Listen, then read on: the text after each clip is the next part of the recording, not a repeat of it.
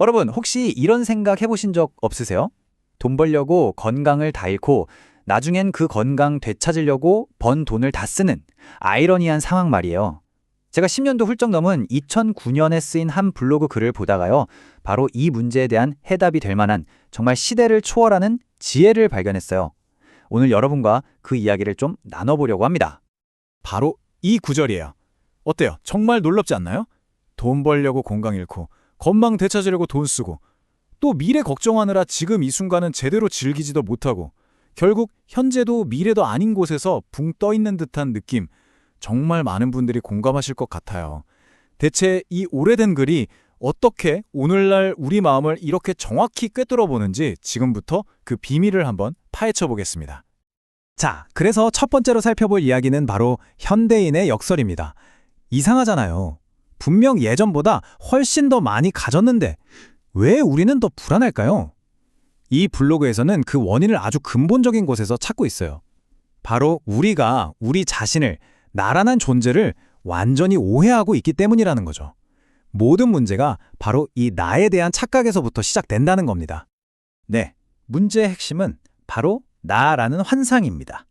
우리는 보통 나는 변하지 않는 뭔가 간단하고 고정된 실체라고 생각하잖아요. 어제의 나나 오늘의 나나 같은 나라고요. 그런데 과연 그게 사실일까요? 이 블로그는 바로 그 믿음이 우리를 불안하게 만드는 주범이라고 말합니다. 자, 그럼 이 근본적인 질문을 스스로에게 한번 던져보죠. 나는 어디서 와서 어디로 가는가? 굉장히 철학적인 질문 같죠? 보통 우리는 나라고 하면 이 몸, 그리고 내 머릿속의 생각, 내가 느끼는 감정, 이런 것들을 떠올리잖아요. 하지만 이 블로그에서는요, 그 모든 게 실은 끊임없이 변하고 흘러가는 과정일 뿐이라고 이야기해요. 여기를 한번 보실까요? 과거의 원인, 그러니까 씨앗이 현재의 결과인 꽃을 피워냈죠. 그리고 이 현재의 꽃은 또다시 미래의 원인이 되어서 씨앗을 퍼뜨립니다. 우리의 존재가 바로 이와 같다는 거예요. 고정된 나가 있는 게 아니라 과거의 수많은 원인들이 모여서 지금의 나라는 결과를 만들었고, 또 지금의 내 생각과 행동이 미래의 결과를 만들어가는 그런 끊임없는 흐름 그 자체라는 거죠. 이게 바로 이 블로그가 말하는 핵심입니다. 내가 오고 가지 않는다. 즉, 영원불변하는 나는 없다는 거예요. 한번 생각해 보세요. 강물은 계속 흘러가잖아요. 어제 봤던 강물과 오늘 보는 강물이 같은 강물인가요? 우리 자신도 똑같습니다. 우리의 생각, 감정, 심지어 몸의 세포까지도 계속 변해요. 어제의 나와 오늘의 나는 엄밀히 말하면 다른 사람이죠. 그러니까 나라는 고정된 주인공이 인생이란 무대 위를 걸어가는 게 아니라 그냥 원인과 결과가 거대한 강물처럼 흘러갈 뿐이라는 것. 이 관점을 받아들이는 게 바로 불안에서 벗어나는 첫걸음이라는 겁니다. 아니 잠깐만요. 나가 없다니 그럼 너무 허무한 거 아니야? 이렇게 생각하실 수도 있어요. 그런데요, 전혀 그렇지 않습니다. 오히려 이 사실을 제대로 받아들일 때 우리는 비로소 진짜 내면의 평화, 고요함을 얻을 수 있다고 해요. 그리고 이 블로그는 그 평화에 이르는 아주 구체적인 길, 세 가지 배움을 제시합니다. 그 방법이 바로 사막, 즉 세 단계의 배움입니다. 자, 첫 번째 단계는 개예요. 이건 쉽게 말해서 해로운 행동을 멈추는 거예요. 비유하자면 막 흔들려서 흙탕물이 된 컵을 가만히 내려놓는 것과 같아요. 일단 휘젓는 걸 멈춰야 흙이 가라앉겠죠? 이게 바로 마음의 평온을 위한 기초 공사입니다. 자, 두 번째 단계는 정입니다. 이렇게 마음이 좀 차분해지면 이젠 그 마음을 한 곳에 집중시키는 훈련을 하는 거예요. 마치 돋보기로 햇빛을 모아서 불을 피우듯이 흩어져 있던 내 마음의 에너지를 한 점으로 모으는 거죠. 그리고 마지막 세 번째 단계가 바로 해입니다. 이렇게 강하게 집중된 마음으로 세상을 있는 그대로 꿰뚫어보는 지혜를 얻는 단계예요.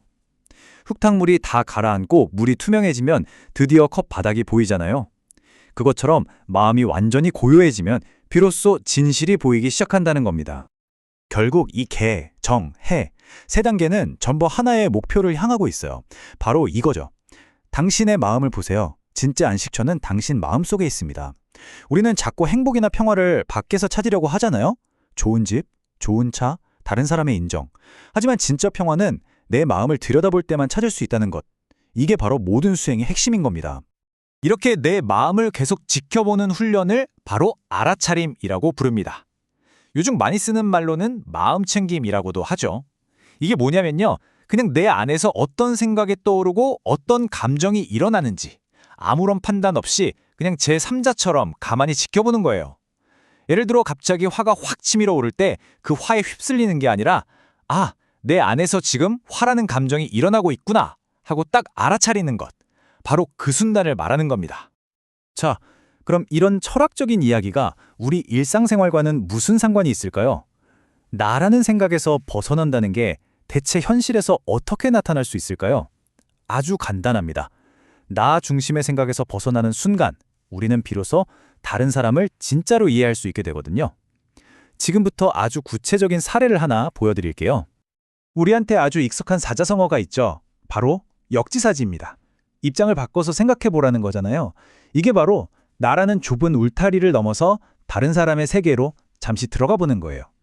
어떻게 보면 나라는 환상에서 벗어나는 가장 현실적이고 강력한 실천 방법이라고 할 수 있겠죠.